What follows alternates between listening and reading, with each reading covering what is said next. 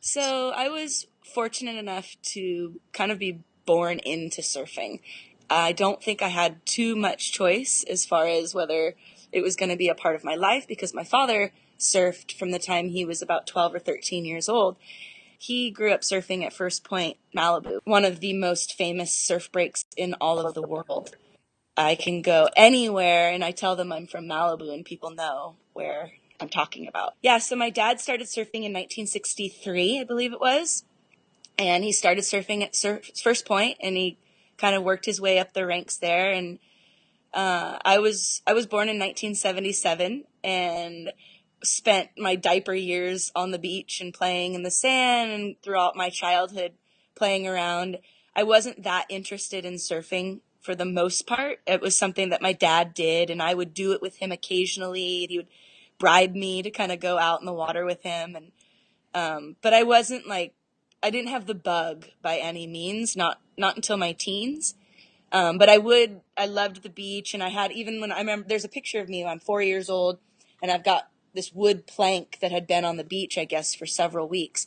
And I would find it each time we were there and I'd walk up the beach with this wood plank under my arm like a surfboard and I'd strut the beach and then I'd set it down and I'd look out the ocean and I'd check it and then I'd get the board and I'd walk down. So I was always there, even though I wasn't really like into the act of surfing. Like surfing was, it was just ingrained in my life. It was there. It wasn't until I was 15, about 15, 16, about 15. And I started dabbling with some tandem with my dad. Now, we didn't do any lifts or anything like crazy like that. I just started surfing tandem with my dad.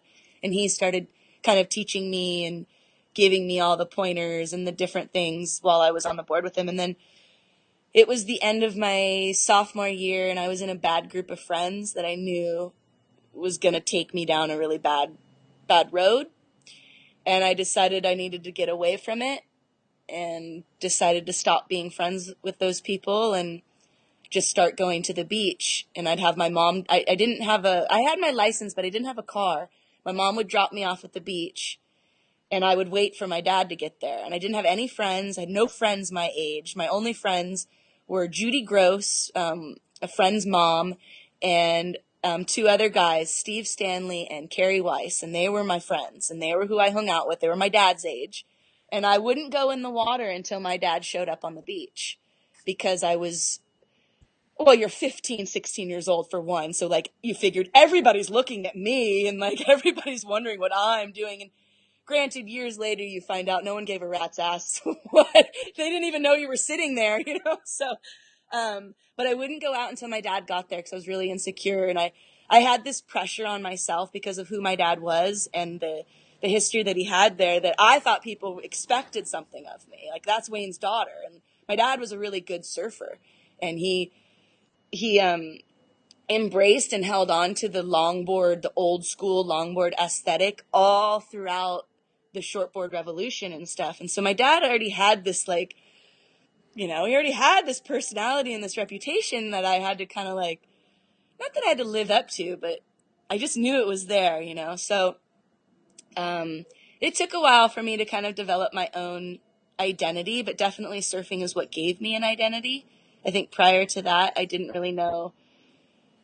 Before that, I was a dancer, and so I had found my identity through dance. But then when I hit my teen years and things got funky, I stopped dance, and then I was lost for a while. So surfing helped me figure out who I was and who I wanted to be. It gave me goals. I started competing.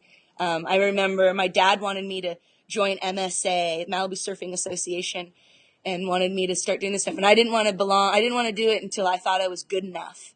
Like I had this real, it wasn't about social for me. It was all about progressing up the ladder. It was all about like I needed to be a certain ability and then I would do this and then I would do that and that and that. It wasn't social. I didn't care about the social aspect so much.